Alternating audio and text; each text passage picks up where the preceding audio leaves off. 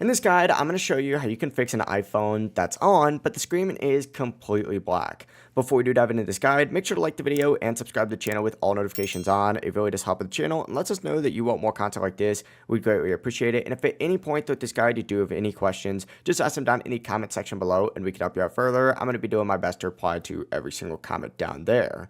But when your iPhone screen goes black, but the phone is still technically on, it's usually just a software freeze, not the screen being permanently broken.